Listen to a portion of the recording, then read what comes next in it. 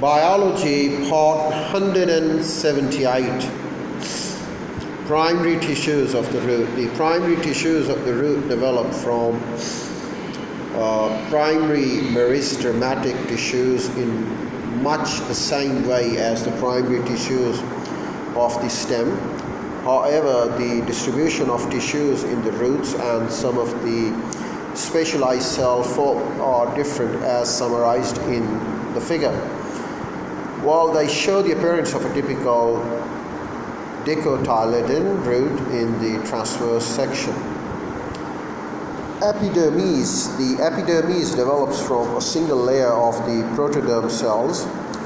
And the chloroplast, these cells are living and their cells will remain thin.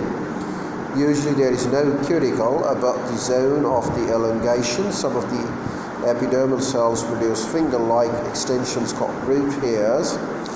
As these increase in length, the nucleus and the cytoplasm flow into the root hair, occupy the region nearest to the tip. The root hairs enormously increase the surface area available for the absorption of water and inorganic nutrients. For example, the root system of the rye plant 0.5 m tall was estimated to have a total surface area of about 210 meters square. Nevertheless, the useful life of a root hair is short. New hairs are constantly produced in the zone of differentiation, but shrivel and die in more mature sections of the root. Codex in roots. The codex is a relatively thick layer which originates from the ground meristem and consists mainly of the large parenchyma cells and separated by large intercellular spaces. The innermost cells of the codex from the endodermis and the cylinder of highly specialized cells surrounding the central vascular tissue. As indicated in the figure, the protoplast of the endodermal cells deposit severin in a continuous strip called the Casparian strip surrounding each cell. The Casparian strip links each cell with its neighbors and is completely impermeable to water and solutes. Consequently, water passing through the endodermis from the codex to the central core of the vascular tissue must pass through the chloroplast of the endodermal cells. This is of great importance in the mechanism of water uptake, as will be explained by the following tutorial. The vascular tissue or stele. The central cylinder of the vascular tissue, also called the stele, is derived from the procambium.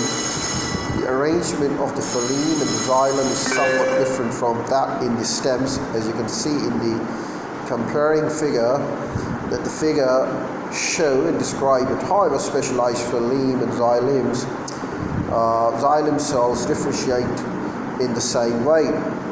The outermost layer over there not only removes it, is the procambial cells from the pericycle of the root. This is a single layer of the cells immediately inside the endodermis, and the pericycle cells remain capable of division and are involved in the formation of lateral roots. While the lateral root branches are said to be endogenous, that is, they arise from the deep within the root.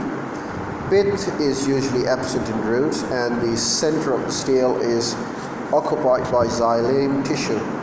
The largest xylem vessels are heavily lignified and easily recognized in cross sections. Typically, the xylem forms a cross and star-shaped region with phloem tissue located between the extended arms. Undifferentiated procambial cells remain between the xylem and the phloem, and in the pericycle of the xylem and the phloem in the pericycle, and may develop to become vascular cambium, which may develop in and become vascular cambium, which allows secondary growth by a process similar to that observed in the stems. The pericycle cells normally from cambium responsible for producing protective covering in older roots. They also perform the same, and next we talk about the roots functions. in our next video.